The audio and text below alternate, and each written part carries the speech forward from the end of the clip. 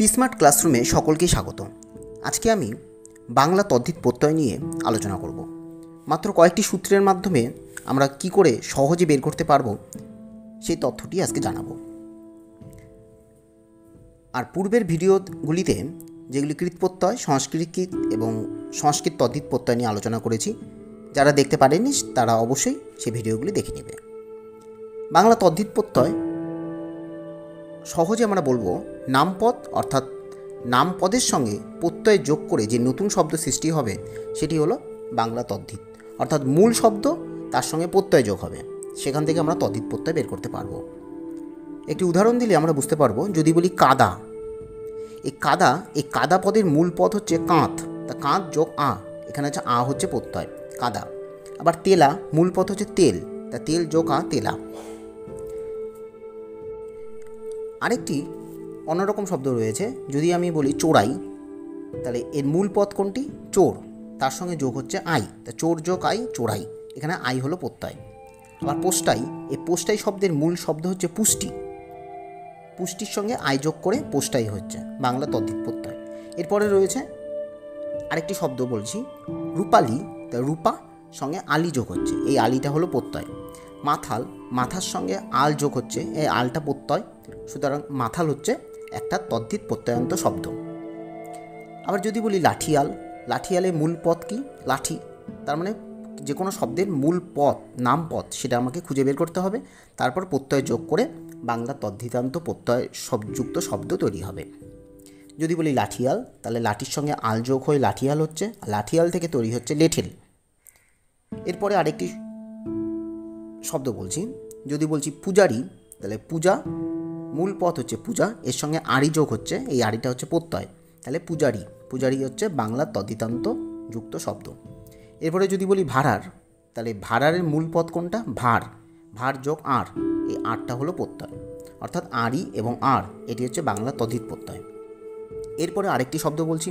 যদি বলি দালালি, এই দালালি উচ্চারণের মূল পদ হচ্ছে দালাল, এই দালালের সঙ্গে যোগ হচ্ছে রশ্মি, দালালি। যেরকম হিসাবি, মূল পদ হচ্ছে হিসাব, হিসাবের সঙ্গে দীর্ঘই পদ যোগ হচ্ছে হিসাবি। এরপরের একটি উদাহরণ দিচ্ছি। যদি আমি মাছুয়া এই শব্দটি উচ্চারণ করি, এই মাছুয়া শব্দটি আসছে কোথার থেকে? মাছ, মূল পদ হচ্ছে মাছ, এই মাছ থেকে, এই মাছের সঙ্গে ওয়া যোগ করে মাছুয়া হচ্ছে, আর মাছুয়া থেকে হয়ে যাচ্ছে চলতি শব্দে মেছো। অর্থাৎ জীবিকা অর্থে আমরা ওয়া প্রত্যয় ব্যবহার করতে পারি। যদি বলি পানুয়া, পেনো, এটাও জীবিকা অর্থে। আবার যদি বলি গাছুয়া থেকে গেছো, অর্থাৎ ওয়া প্রত্যয় যোগে এই শব্দটি আমরা ব্যবহার করতে পারি। এরপরের একটি প্রত্যয় রয়েছে আমি বা আম প্রত্যয়। যদি আমি একটি শব্দ উদাহরণ দিই, পাগলামি, এর মূল পদ পাগল, তাহলে পাগলের সঙ্গে আমি প্রত্যয় যোগে পাগলামি তৈরি হয়েছে। পাকামো, তা পাকার সঙ্গে আম বা আমো উচ্চারণে পাকামো শব্দটি তৈরি হয়েছে। পাগলামো, পাগলের সঙ্গে আম বা আমো যোগ হয়ে পাগলামো পদটি তৈরি হয়েছে। এরপরে আরও একটি উদাহরণ দিচ্ছি।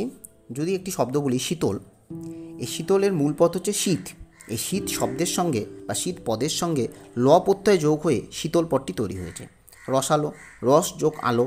আবার যদি বলি শাঁসালো, এই শাঁসালোর মূল পদ হচ্ছে শ্বাস, এই শ্বাসের সঙ্গে আলো প্রত্যয় যোগ হয়ে শাঁসালো পদটি তৈরি হয়েছে।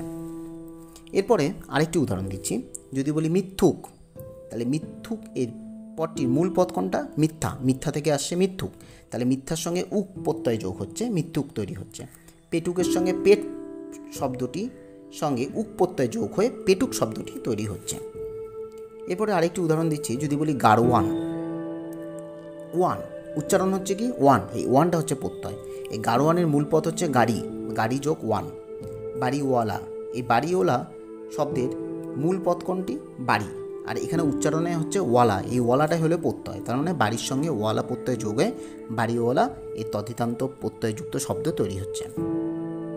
এরপরে আরেকটি উদাহরণ দিই। যদি বলি দাদু, এই দাদু শব্দের মূল পদ হলো দাদা, এই দাদা থেকে হস্যু প্রত্যয় যোগ হয়ে দাদু পদটি তৈরি হয়েছে। কালু, এই কালু শব্দের মূল পদ হচ্ছে কালী, এই কালীর সঙ্গে হস্যু প্রত্যয় যোগ হয়ে কালু এই মূল পদটি তৈরি হয়েছে।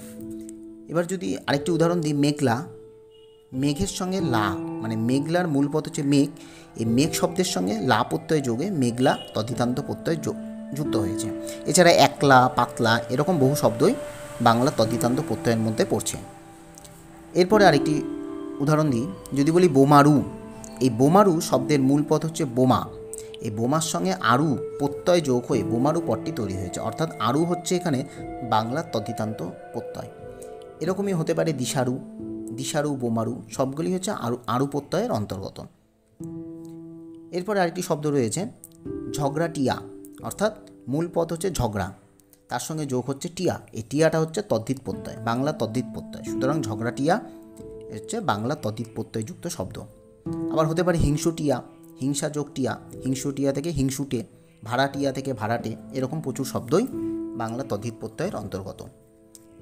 এছাড়া আরেকটি শব্দ উদাহরণ দিই, যদি বলি গিন্নিপনা, এই গিন্নিপনা শব্দে মূল পদ আজ রয়েছে গিন্নি, তাহলে গিন্নির সঙ্গে পনা প্রত্যয় যোগ হয়ে তৈরি হয়েছে বাংলা তদ্ধিতান্ত প্রত্যয়যুক্ত শব্দ। গিন্নিপনা, দুরন্তপনা সবগুলি হচ্ছে পনা প্রত্যয়ের অন্তর্গত। এরপরে রয়েছে একটি শব্দ বলি চাঁদ পানা, চাঁদ পানা চাঁদের সঙ্গে পানা প্রত্যয় যোগ হয়ে বাংলা তদ্ধিত প্রত্যয় যোগ হয়েছে। আবার হতে পারে যোগিনী পাড়া, এই যোগিনীর সঙ্গে পাড়া প্রত্যয় যোগ হয়ে বাংলা তদ্ধিত প্রত্যয় যুক্ত হয়েছে, যেটি পানা বা পাড়া এগুলি সাদৃশ্য অর্থে ব্যবহার করা হয়। এর পরের একটি প্রত্যয় রয়েছে উড়িয়া বা উড়িয়ে, যেরকম একটি উদাহরণ দিয়ে সাপড়িয়া, সাপড়িয়া মূল শব্দ বা মূল পদ হচ্ছে সাপ, এই সাপের সঙ্গে উড়িয়া প্রত্যয় যোগ হয়ে সাপুরিয়া পদটি তৈরি হয়েছে। তবে সাপুরিয়া থেকে আসছে সাপুরে, বা ঘাসুরিয়া থেকে আসছে ঘাসুরে, এই সবগুলি হচ্ছে উড়িয়া প্রত্যয়ের অন্তর্গত। এছাড়া এই উড়িয়া প্রত্যয়টি আমরা যদি বানান দেখি, হস্যু ডবেন্দ্রস্যি অন্তস্থয়াকার, এই উড়িয়া বা ওরে আরেকটি একই রকম উচ্চারণের বানান আলাদাতে হতে পারে হস্যু বসেন্দ্রস্যি অন্তস্থয় আকার, উড়িয়া, উড়িয়া বা ওরে, যেরকম এখানে হতে পারে কাঠুরিয়া, কাঠুরিয়ার সঙ্গে কাঠ, এ কাঠ যোগ উড়িয়া থেকে কাঠুরিয়া তৈরি হচ্ছে, আর কাঠুরিয়া থেকে আসছে কাঠুরে, উড়ে। নেক্সট শেষ প্রত্যয় রয়েছে বাংলা তদ্ধিত প্রত্যয় ট প্রত্যয়। এই ট প্রত্যয়ের একটি শব্দ রয়েছে যেটি রয়েছে দাপট, দাপটের মূল শব্দ হচ্ছে দাপ বা দর্প, তাহলে দাপ যোগ ট প্রত্যয় দাপট, এই দাপটটা হচ্ছে বাংলা তদ্ধিত প্রত্যয়ন্তন যুক্ত শব্দ। এছাড়া রয়েছে গুমট, গুম যোগ ট, এরকম প্রচুর শব্দ রয়েছে বাংলা তদ্ধিত প্রত্যয়ের অন্তর্গত। আর এই ট প্রত্যয়টি স্বার্থ বা স্বভাব অর্থেই ব্যবহার করা হয়। আজকে আমি বাংলা তদ্ধিত প্রত্যয়ের এই কয়েকটি গুরুত্বপূর্ণ ভাগ নিয়ে আলোচনা করলাম। ভিডিওটি ভালো লাগলে অবশ্যই কমেন্ট বক্সে কমেন্ট করে জানাও, আর ভালো লাগলে ভিডিওটি লাইক, শেয়ার এবং সাবস্ক্রাইব করে দাও। ধন্যবাদ।